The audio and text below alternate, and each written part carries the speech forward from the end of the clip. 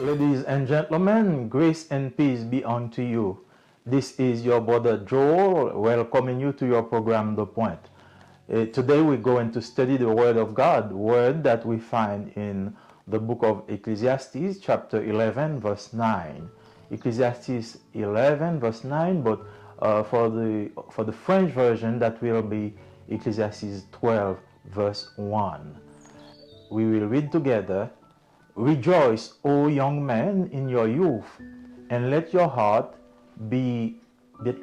cheer you in the days of your youth. Walk in the ways of your heart and the sight of your eyes. But know that for all of these, God will bring you into judgment. Amen.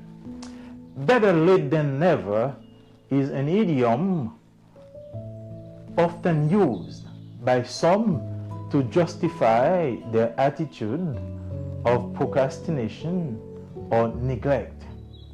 It is, above all, a means of comparison between who I am and what I do and what other people are and what they do.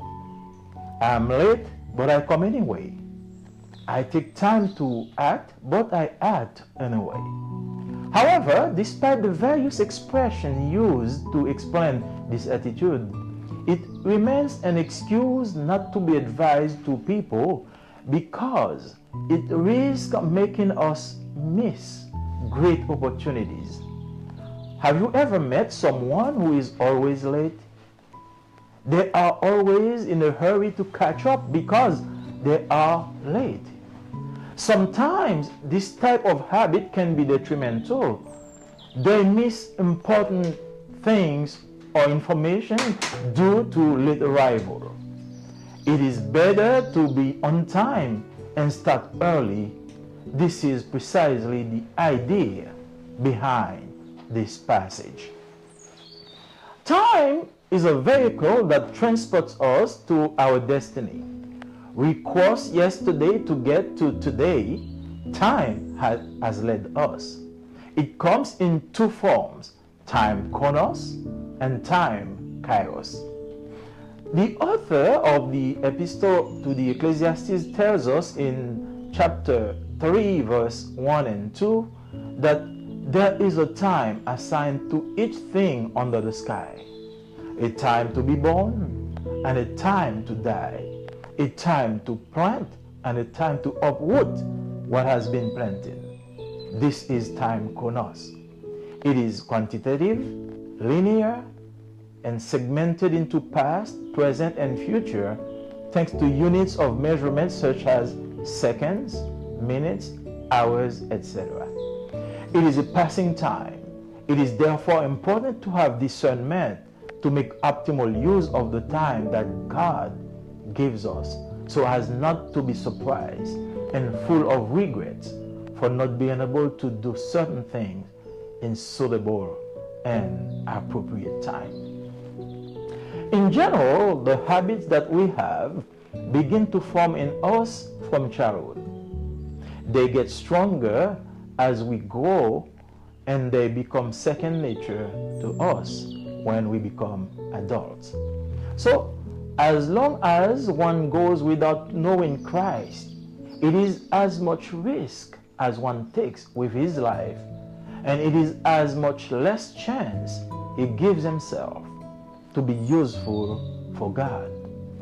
Someone told the story of a man who ran out of breath to catch a ferry to cross over a lake.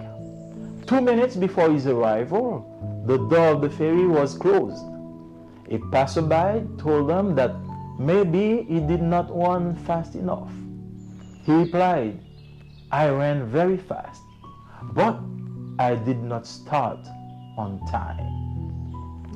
It is perhaps as prevention against this attitude that the author of Ecclesiastes concludes his epistle in chapter 11, verse 9, by using this sarcasm or this reverse form of psychology to say to his reader, rejoice, O young man, in your youth, and let your heart cheer in the days of your youth, and walk in the ways of your heart, and in the sight of your eyes. But know that for all these things, God will bring you into judgment. This is not a form of condemnation of the way in which one enjoys the pleasures and the blessings of God during his youth, because each period of life is special and distinct. But it is to remind everyone that our actions and our misuse of God's time and God's grace are written in the divine book. God will call us into judgment for the use of time allocated to our existence on this earth. Youth is the dawn of life. This is the perfect time to offer your life to God. The Bible teaches us the importance of knowing God in our youth. It establishes models in our life that will help us through the difficult moments of life, and will give us the opportunity to be the most productive for His kingdom. The author, probably Solomon, recognized how important it was to know the Lord as a young man. He wrote here at the end of his life. He has had many experiences, but in the end he wrote, "Vanity of vanities, all is vanity." The epistle is concluded with this declaration: God will bring every act to judgment, everything which is hidden, whether it is good or evil. Ecclesiastes 12, verse 14.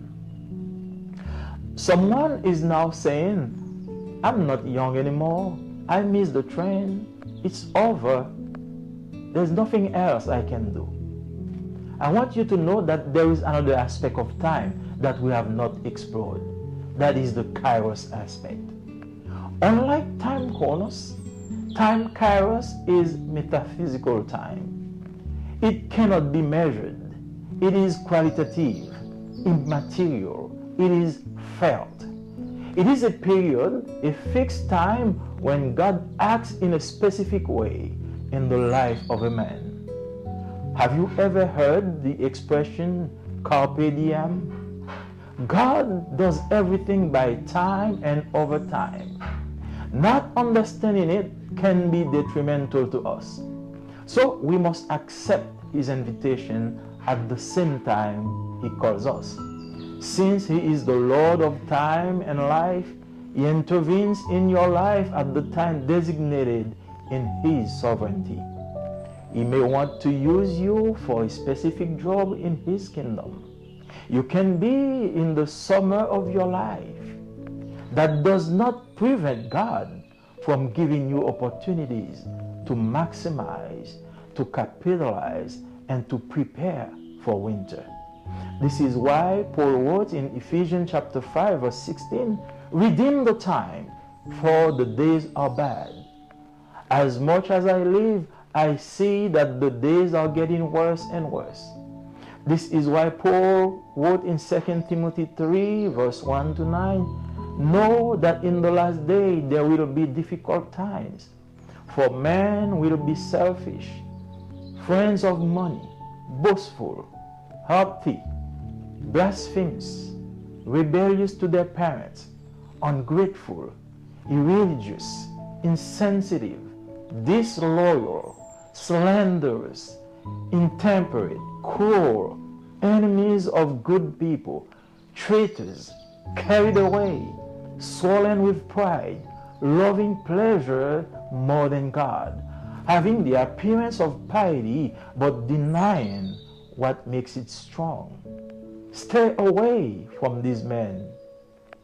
There are some who enter the houses and who captivate women of a weak and narrow mind, charged with sins, agitated by passions of all kinds, learning always and never can come to the knowledge of the truth. At the time of this writing, it seems that Paul fixed his camera directly on this period of history in which we live. Just turn on your TV to see this whole range of scenes unfolding right before your eyes. So this is a sign that we are at the end of time. Carpe diem. Redeem the time before it's too late. Dear friends, whatever, whether you are young or old, this message is for you. Do not be like this man in the parable of the rich fool who said to his soul, "My soul, you have many goods in reserve for several years. Rest, eat, drink, and rejoice." But God said to him, "Fool, that very night your soul will be asked of you again. And what you have prepared, for whom will it be?" Luke 18, verses 19 and 20.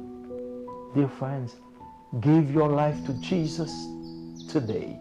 Don't put it off until tomorrow. That will be the best thing that would never happen in your life. Now, wherever you are, if you're driving, if you're doing anything, I want to invite you to bow your head, to accept Jesus as your Savior, as your Christ, as your Redeemer.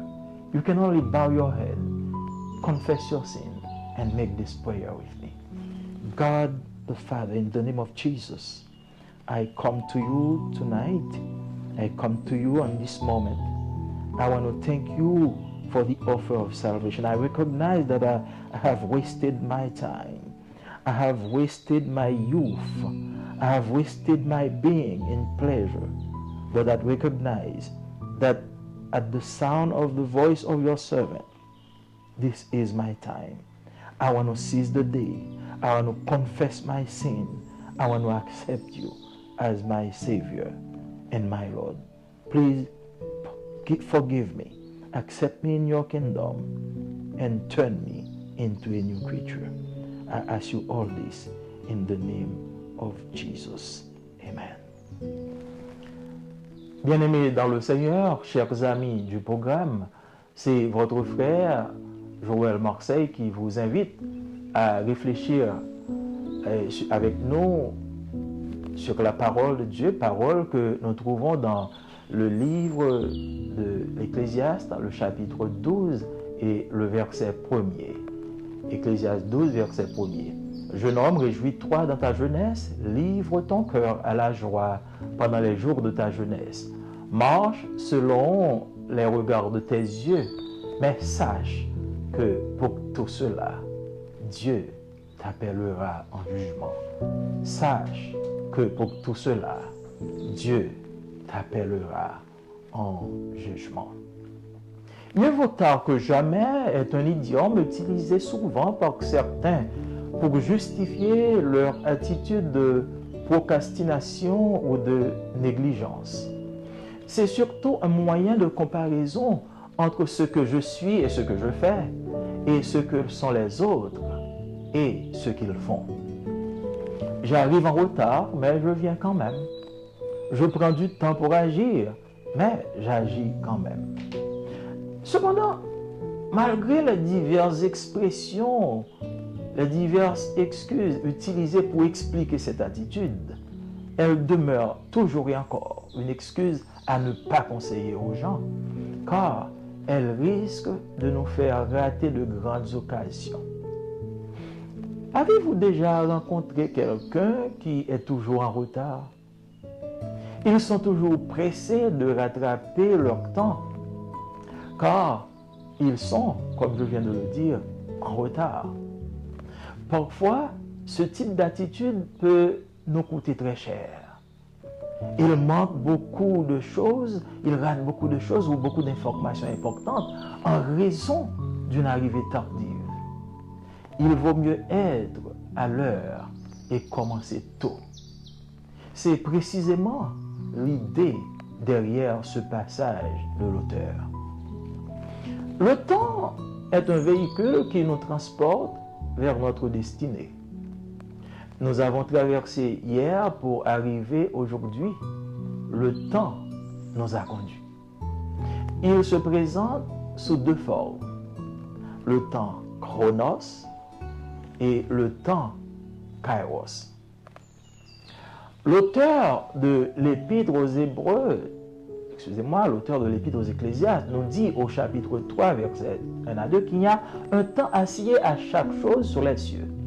Un temps pour naître et un temps pour mourir. Un temps pour planter et un temps pour arracher ce qui a été planté. Il s'agit ici du temps chronos. Il est quantitatif, linéaire et segmenté en passé, présent et futur grâce aux unités de mesure telles que la seconde, la minute, l'heure, etc. C'est un temps qui passe. Il est par conséquent important d'avoir du discernement pour utiliser de façon optimale le temps que Dieu nous donne afin de ne pas être surpris et plein de regrets de n'avoir pas pu faire certaines choses au temps requis et au temps convenable.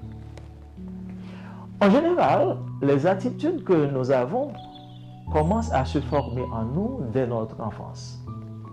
Elles se renforcent à mesure que nous grandissons et elles deviennent une seconde nature pour nous quand nous sommes devenus adultes. Donc, aussi longtemps que l'on va sans connaître Christ, c'est autant plus de risques que l'on prend avec sa vie. Et c'est autant moins de chances que l'on se donne pour être utile à Dieu. Quelqu'un raconta l'histoire d'un homme qui courut à bout de souffle en vue de rattraper un canot, un petit bateau, pour traverser un lac. 2 minutes avant son arrivée, on ferma la porte du bateau. Un passant lui dit avec regret que peut-être il n'a pas couru assez vite. Il répondit, « J'ai couru très vite, mais je n'ai pas commencé à temps. » C'est peut-être en garde contre cette attitude que l'Ecclésiaste conclut son épître au chapitre 12, verset 1er, en utilisant ce sarcasme ou cette forme renversée de psychologie pour dire à ses lecteurs, « Jeune homme, réjouis-toi dans ta jeunesse. Livre ton cœur à la joie pendant les jours de ta jeunesse. Marche dans les voies de ton cœur et selon les regards de tes yeux. Mais sache que pour tout cela, Dieu t'appellera en jugement. » Ce n'est pas ici une forme de condamnation de la façon dont on jouit des plaisirs et des bénédictions de Dieu pendant sa jeunesse.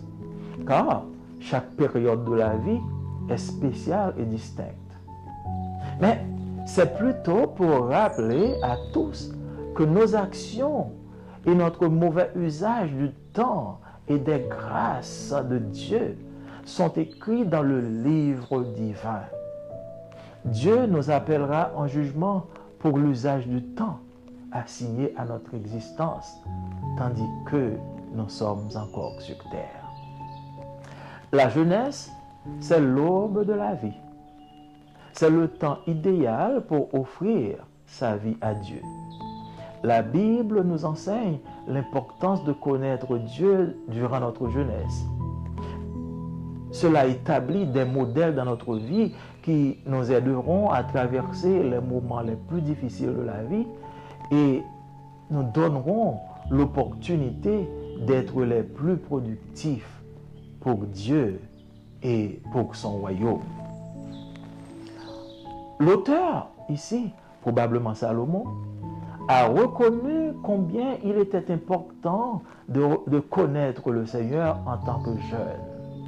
Il écrit ici à la fin de sa vie. Il a fait beaucoup d'expériences dans sa vie. Mais à la fin, il écrit « Vanité des vanités, tout est vanité. » L'épître est conclue avec cette déclaration. Dieu amènera toute œuvre en jugement au sujet de tout ce qui est caché soit bien ou soit mal. Chapitre 12, verset 16. Quelqu'un se dit maintenant, ah, je ne suis plus jeune, j'ai raté le train, c'est fini, je n'ai plus rien à faire. Mais je dois vous dire qu'il y a un autre aspect du temps que nous n'avons pas exploré encore. C'est l'aspect kairos. Contrairement au temps chronos, le temps kairos est un temps métaphysique. Il ne se mesure pas. Il est qualitatif, il est immatériel, il se ressent. C'est une période, c'est un temps fixé où Dieu agit de manière spécifique dans la vie d'un homme. Avez-vous jamais entendu cette expression carpe diem? Dieu fait tout par le temps et avec le temps. Ne pas le comprendre peut nous être préjudiciable. Aussi, devons-nous accepter son invitation au moment même où il nous appelle. Puisqu'il est le Seigneur du temps et de la vie, il intervient dans ta vie au temps désigné dans sa souveraineté. Il peut vouloir vous utiliser pour un travail spécifique dans son royaume. Vous pouvez être dans l'été de votre vie. Cela n'empêche pas que Dieu vous donne des opportunités pour maximiser, des opportunités pour capitaliser et surtout préparer l'hiver. C'est pourquoi Paul écrit dans Éphésiens chapitre 5 verset 16, « Rachetez le temps car les jours sont mauvais. » Au temps que je vis, je constate que les jours deviennent de plus en plus mauvais. C'est pourquoi Paul écrit dans 2 Timothée chapitre 3, les versets 1 à 9, « Sache que dans les derniers jours, il y aura des temps difficiles, car les hommes seront égoïstes, amis de l'argent, fanfarons, hautains, blasphémateurs, rebelles à leurs parents, ingrats, irréligieux, insensibles, déloyaux, calomniateurs, intempérants, cruels, ennemis des gens de bien, traîtres, emportés, enflés d'orgueil, aimant le plaisir plus que Dieu, ayant l'apparence de la piété, mais reniant ce qui en fait la force. Éloigne-toi, dit-il, de ces hommes.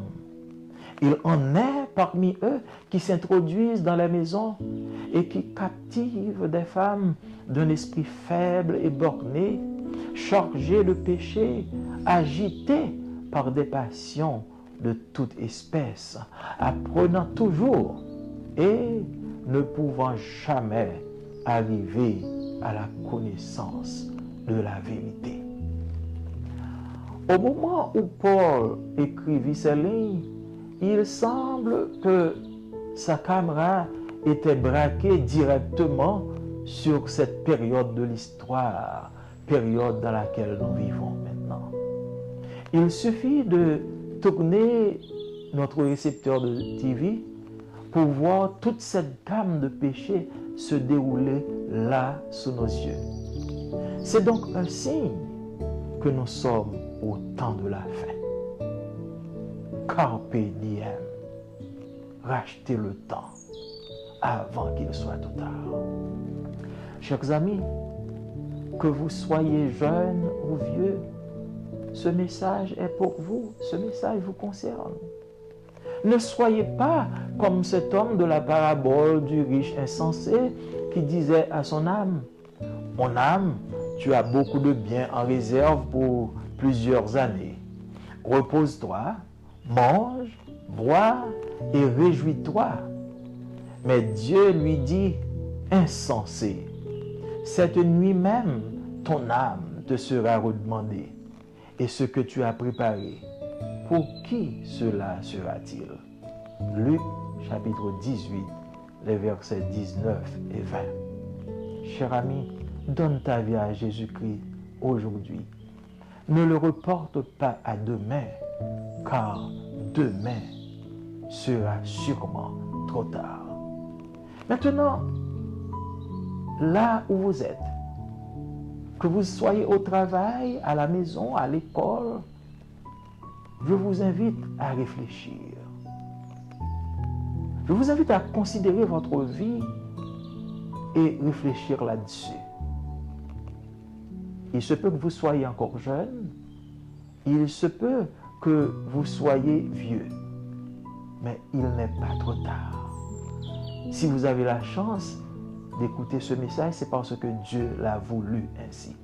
Maintenant, je vous invite à confesser vos péchés, à remettre votre vie à Dieu.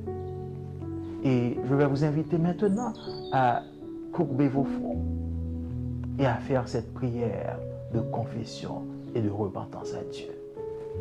Dieu trois fois saint, Dieu de toute grâce et de toute bonté, dans le nom de Jésus, nous te disons merci pour tes bontés, pour tes grâces.